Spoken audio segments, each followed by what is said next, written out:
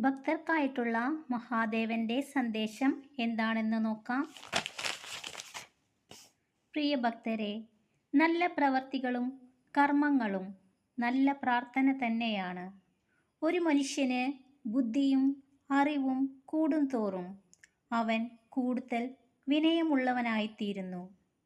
നിങ്ങളുടെ ജീവിതത്തിലെ ഏത് ആപത്ഘട്ടങ്ങളിലും നാം തുണയായി ഉണ്ടാകും. നിങ്ങൾ എപ്പോഴും എന്നിൽ പൂർണ്ണമായും വിശ്വാസമർപ്പിക്കുക. ഈ പ്രപഞ്ചത്തിലെ എല്ലാ സൃഷ്ടികളും നമുക്ക് ഒരുപോലെയാണ്. നിങ്ങൾ നിങ്ങളുടെ ദുഃഖത്തിൽ നിന്ന് പുറത്തു വരിക.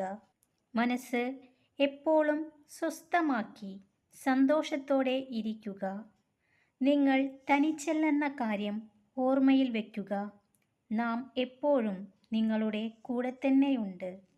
എപ്പോഴും നല്ലതിനെക്കുറിച്ച് ക്രിയാത്മകമായി ചിന്തിക്കുക. കാരണം എങ്ങനെയാണോ നിങ്ങളുടെ മനസ്സ്, അതുപോലെ തന്നെയാണ് ലോകവും.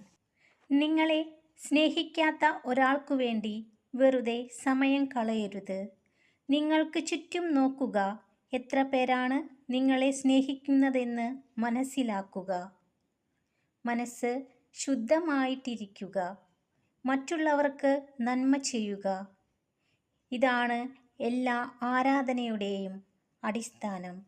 ആരിൽ നിന്നും അധികമൊന്നും ആഗ്രഹിക്കാതിരിക്കുക എന്നതാണ് നിങ്ങൾക്കും നിങ്ങളുടെ മനസ്സിനും നൽകാവുന്ന ഏറ്റവും വലിയ സമ്മാനം. കാരണം നിങ്ങൾ ആഗ്രഹിച്ച പോലെ മറ്റുള്ളവർ നിങ്ങളോട് പെരുമാറണമെന്നില്ല.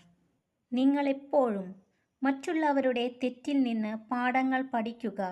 അത് നിങ്ങൾക്ക് ശരിയായ വഴികൾ കാണാൻ സഹായകമായിരിക്കും.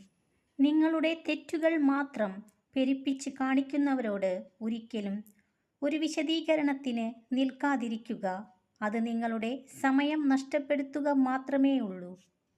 ജീവിതത്തിൽ എപ്പോഴും ഒരു ലക്ഷ്യമുണ്ടാക്കിയെടുക്കുക.